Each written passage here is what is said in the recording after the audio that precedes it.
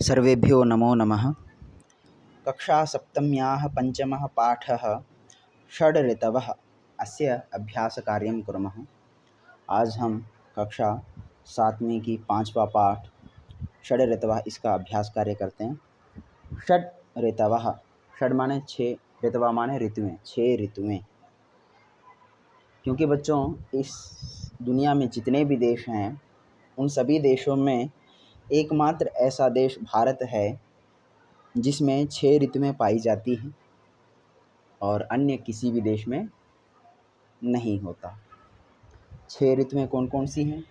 तो सर्वप्रथम वसंत ऋतु, ग्रीष्म ऋतु, वर्षा ऋतु, शरद ऋतु, हेमंत ऋतु, शिशिर ऋतु। तो आज उन्हीं के बारे में हम चर्चा कर रहे हैं और उसका अभ्यास कार्य करते हैं उस पाठ का। प्रथमः प्रश्नः एकपदेन उत्तरत। चतुर्षु दिक्षु किं भवति? चारों दिशाओं में क्या दिखाई देता है या क्या होता है? चारों दिशाओं में क्या होता है? हरितिमा, हरियाली। वर्षा ऋतोः अनंतरम कस्य आगमनं भवति? अर्थात वर्षा ऋतु के पश्चात किस ऋतु का आगमन होता है? शरद ऋतुः, शरद ऋतु का आगमन होता है। कस्य किरणाः क्षैतिजवत् पतन्ति? किसके किरण क्षैतिज माने एकदम सीधी, तीक्ष्ण, पतंती गिरते हैं, सीधी पड़ती हैं। तो सूर्य से, सूर्य की किरणें एकदम सीधी तीक्ष्ण किरणें पड़ती हैं। कस्मिन् ऋतौ प्रकृतेः वृद्धिः प्रकृतौ वृद्धत्वं भवति? वसंत ऋतौ, शिशिर ऋतौ। तो बच्चों यहाँ पर दो प्रकार के प्रश्न हैं। कस्मिन् ऋतौ प्रकृतेः वृद्धि, अर्थात किस ऋतु में प्रकृति में वृद्धि माने प्रकृति बढ़ती जाती है, माने एकदम हरा भरा हो जाता है, तो वो होता है वसंत ऋतु में। और वृद्धत्वम, वृद्धत्व शब्द का अर्थ जिस प्रकार हमारा शरीर वृद्ध अवस्था को प्राप्त होता है, बुढ़ापा प्राप्त होता है, इसी प्रकार प्रकृति भी जो हरी भरी थी वो धीरे धीरे क्या हो जाता है? सूखता है। जो पत्ते इत्यादि वो सारे के सारे पीले पड़ जाते हैं और पेड़ों से झड़ जाते हैं, तो उसको वृद्धत्व कहते हैं। तो वह शिशिर ऋतु में होता है। कदा अत्यधिकं शीतं भवति? किस ऋतु में अत्यधिक सर्दी पड़ती है? शिशिरे अथवा शिशिर ऋतु, शिशिर ऋतु में अत्यधिक सर्दी पड़ती है। हेमंत ऋतौ शरीरस्य के शांताः भवन्ति?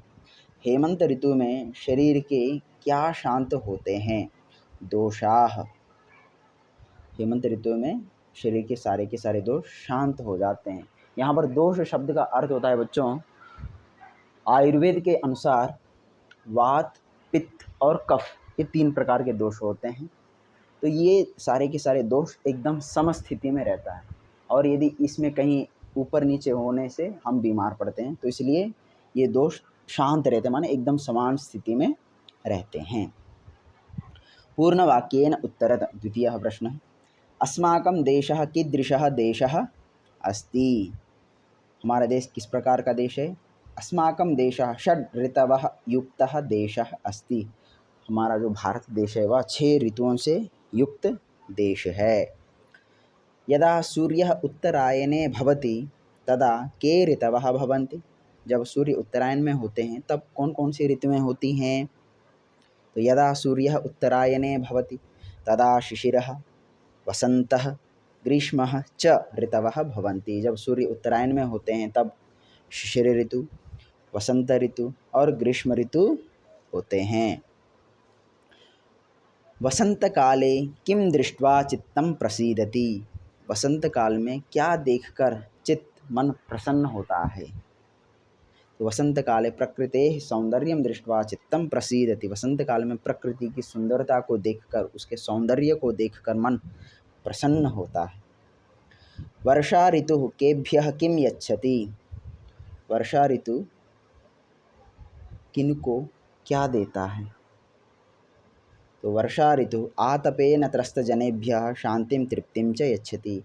वर्षा ऋतु जो गर्मी, अर्थात ग्रीष्म ऋतु के बाद वर्षा ऋतु का आगमन होता है, अर्थात जो गर्मी से लोग त्रस्त थे, परेशान थे, उन लोगों को शांति और तृप्ति प्रदान करता है। शरद ऋतौ रोगाः कथम न आयान्ति। शरद ऋतु अर्थात सर्दियों में, शरद ऋतु में रोग किस प्रकार नहीं आते। शरद ऋतौ स्वास्थ्य दृष्ट्या उष्ण पदार्थानां भक्षणेन रोगाः न आयान्ति। शरद ऋतु में स्वास्थ्य की दृष्टि से यदि उष्ण पदार्थों का सेवन करते हैं, अर्थात सर्दियों में यदि हम उष्ण पदार्थों का सेवन करते हैं तो रोग नहीं आते हैं। क्योंकि यदि आप गर्मियों में यदि गर्म पदार्थ खाएंगे और सर्दियों में ठंडे पदार्थ खाएंगे तो क्या होगा, शरीर में विकृतियां आने लगेंगी, और विकृतियां आई अर्थात दोष, जो वात पित्त कफ जो दोष है उनमें कुछ परिवर्तन हो गया तो हम जरूर बीमार पड़ेंगे। तो इसलिए जो गर्मी, बाहर गर्मी है और यदि शरीर में भी गर्म पदार्थों का सेवन कर रहे हैं तो क्या होगा, दोनों एक समान होने से हम बीमार पड़ सकते हैं। तो इसलिए हमें ठंडे पदार्थों का, अर्थात शरीर को ठंडा करने के लिए ठंड पदार्थों का सेवन करना है गर्मियों में, और सर्दियों में शरीर को उष्णता प्रदान करने के लिए उष्ण पदार्थों का सेवन हमें करते रहना चाहिए। यदि ऐसा करते हैं तो हम कभी भी बीमार नहीं पड़ सकते। ये आयुर्वेद का कथन है।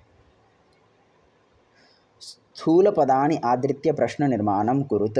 स्थूल पदों को लेकर हमें प्रश्नों का निर्माण करना है। भारते षड् ऋतवः भवन्ति। भारत में 6 ऋतुएं होती हैं। भारते कति ऋतवः भवन्ति। षड्, क्योंकि प्रायशः बच्चों संख्यावाचक जहाँ पर भी पूछा जाए तो वहाँ पर कति, इस प्रश्नवाचक का ही हमें प्रयोग करना है। प्रश्नवाचक शब्द का कति कहने से प्रश्न निर्माण हो जाता है। वृक्षेषु नवपत्राणि आगच्छन्ति। पेड़ों में नए नए पत्ते आते हैं। केषु नवपत्राणि आगच्छन्ति। किन में नए पत्ते आते हैं। आम्र वृक्षेषु कोकिलाः कूजन्ति। आम के पेड़ों पर कोयल कूकते हैं। आम्र वृक्षेषु के काः कूजन्ति। यहाँ पर कोकिलाः यह पुल्लिंग भी हो सकता है, स्त्रीलिंग भी हो सकता है, तो इसलिए बच्चों के और काः यहाँ हमने दोनों यहाँ पर लिख लिया है। सर्वे जनाः स्वस्थाः भवन्ति। सभी लोग स्वस्थ होते हैं। के स्वस्थाः भवन्ति, कौन स्वस्थ होते हैं। वृक्षेभ्यः पत्राणि पतन्ति। पेड़ों से पत्ते गिरते हैं। केभ्यः पत्राणि पतन्ति। किन से पत्ते गिरते हैं। रिक्त स्थान पूर्तिम कुरुत। हमने जो पाठ पढ़ा है उसी को आधार मानकर यहाँ पर कुछ वाक्य दिए हैं और उसमें रिक्त स्थान छोड़ा हुआ है, तो उन रिक्त स्थानों को हमें उस पाठ के आधार से यहाँ पर पूरा करना है। विविधाः वर्णाः डैश इतस्ततः उत्पतन्ति। विविध वर्ण माने रंगों के डैश माने इधर उधर उड़ते हैं। तो तित्तिलिका, अलग अलग रंगों के तितलियाँ इधर उधर उड़ती हैं। पवनः डैश वहति। वायु बहती है। तो पवनः मंदम मंदम वहति। वायु धीरे धीरे बहती है। चतुर्षु डैश हरितिमा भवति। चतुर्षु चारों डैश हरियाली होती है। चतुर्षु दिक्षु चारों दिशाओं में हरियाली होती है। शरद ऋतौ दिवसः डैश रात्रिः च डैश भवति। शरद ऋतु में दिन रिक्त स्थान, रात्रिः च रिक्त स्थान होता है। शरद ऋतौ दिवसः लघुः रात्रिः च दीर्घा भवति। अर्थात शरद ऋतु में दिन छोटी और रातें बहुत लंबी लंबी हो जाती हैं। उष्णतया डैश संहारः भवति। उष्णतया गर्मी से डैश संहारः भवति, संहार होता है। उष्णतया कीटानां संहारः भवति। अर्थात उष्णतया गर्मी से या गर्मी के द्वारा कीट जो होते हैं जैम्स, उनका संहार होता है। प्रश्न संख्या 5। उचितम मेलनम कुरुत। यहाँ पर हमें ठीक से मिलान करना है। विशेषण पदानि विशेष्य पदानि। विशेषण क्या होते हैं बच्चों, जो किसी के विशेषता को बताएं, चाहे गुण हो सकते हैं,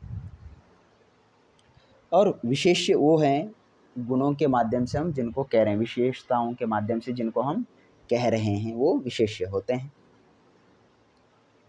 जैसे स्वास्थ्यप्रदः, स्वास्थ्यप्रद, षड्, 6, शस्य श्यामला माने फसलों से हरी भरी, चित्र विचित्राणि रंग बिरंगे, चतुर्षु चारों, उष्णाः गरम।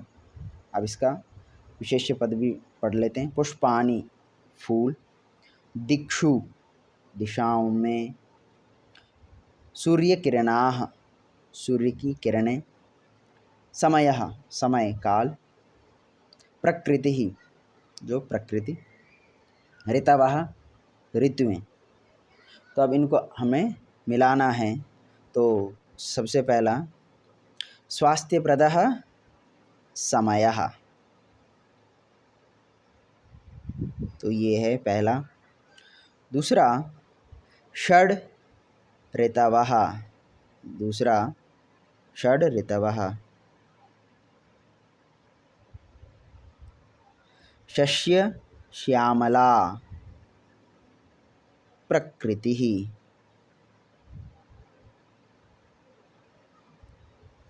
चित्र विचित्राणि पुष्पाणि, चतुर्षु दिक्षु उष्णाः सूर्य किरणाः। तो बच्चों ये हुआ। तो स्वास्थ्यप्रदः समयः माने स्वास्थ्यप्रद, स्वास्थ्यदायक समय है। षड् ऋतवः 6 ऋतुएं हैं। शस्य श्यामला प्रकृति माने फसलों से हरी भरी प्रकृति है। चित्र विचित्राणि पुष्पाणि रंग बिरंगे फूल, चतुर्षु दिक्षु चारों दिशाओं में, उष्णाः सूर्य किरणाः गरम सूर्य के किरणें। कार्यस्य लक्षणं ज्ञात्वा समक्षम ऋतोः नाम लिखत, अर्थात कार्य के लक्षण को जानकर उसके सामने ऋतु का नाम लिखना है। छठा प्रश्न है शुष्कपादपेषु पत्रेषु च प्राणसंचारः भवति, माने सूखे हुए पेड़ और पत्तों में प्राणों का संचार होता है। अर्थात जब ग्रीष्म ऋतु के कारण अर्थात गर्मी के कारण जो पत्ते सूखे थे, पेड़ जो सूखने वाले थे, तो वर्षा ऋतु में तुरंत वो हरे भरे हो जाते हैं। तो कब होते हैं? वर्षा ऋतु में। दिवसः न्यूनः रात्रिः च दीर्घा भवति, किस ऋतु में दिन छोटे और रात्रि के जो समय है वो लंबी हो जाती है? तो वो है शरद ऋतु। शरद ऋतु में ऐसा होता है।